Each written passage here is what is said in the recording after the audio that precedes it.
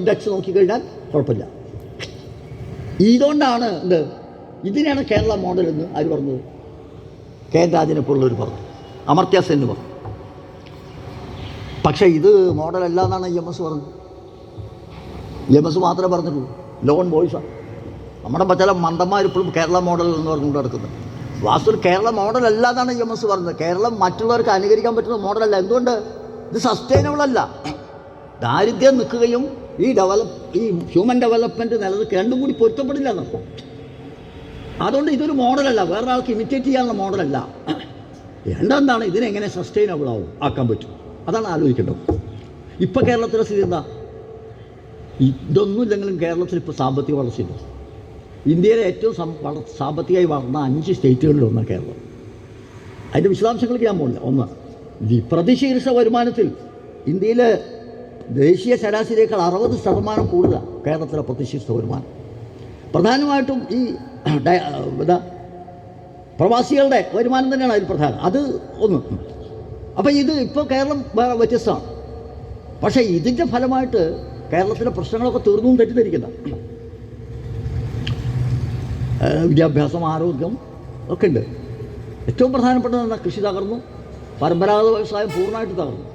ലക്ഷോപിലക്ഷം മലയാളികൾ ജീവിച്ചിരുന്ന, എത്ര പാവപ്പെട്ടവരാണെച്ചാലും എങ്ങനെയൊക്കെയോ തട്ടിമുട്ടി ജീവിച്ചിരുന്ന, രണ്ടറ്റം മുട്ടിക്കാൻ വേണ്ടി ബുദ്ധിമുട്ടിലാണ് ജീവിച്ചിരുന്ന ഒരു മേഖല അത്.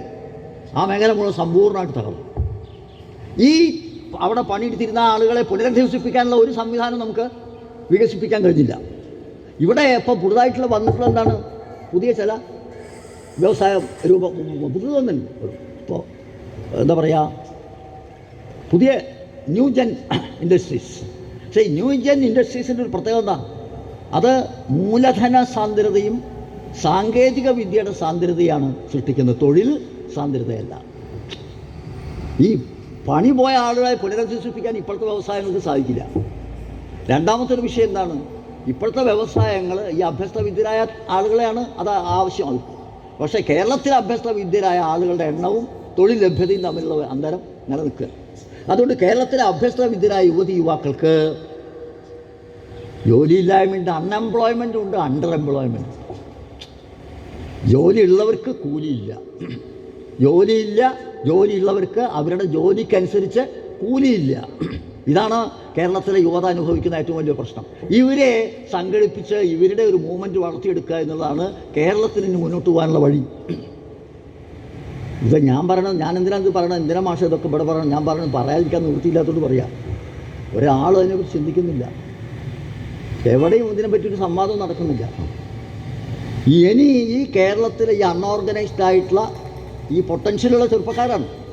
അവർ ചെതറിക്കിടക്കുന്ന, അവർ ചോര നീരാക്കി പണിയെടുക്കുന്ന, എന്നാൽ അവർക്ക് വേണ്ടത്ര കൂലി കിട്ടാത്ത പുതു വ്യവസായങ്ങളുടെ പുതുമേഖല, ഞാൻ വിശദാംശങ്ങളിലേക്ക് പോകില്ല, അവിടെ ചെതറിക്കിടക്കുന്ന ലക്ഷോപിലക്ഷം വരുന്ന മലയാളികളായ യുവാക്കളെ സംഘടിപ്പിച്ചുകൊണ്ട് ഒരു മൂവ്മെൻറ്റ് വളർത്തിയെടുക്കാൻ സാധിച്ചിട്ടില്ലെങ്കിൽ കേരളത്തിന് മുന്നോട്ട് പോകാൻ പറ്റില്ല. പ്രശ്നം എന്താ? ഇപ്പോൾ ഇവിടെ വ്യവസായശാലകളിലൊന്നും യൂണിയനില്ല, പുതിയ വ്യവസായശാലകൾ എന്ന് പറഞ്ഞാൽ പണ്ടത്തെ കാലത്ത് പ്രചരണം എന്തായിരുന്നു? കമ്മ്യൂണിസ്റ്റുകാരാണ് രാജ്യത്ത് വ്യവസായ വികസനം മുടക്കിയത്.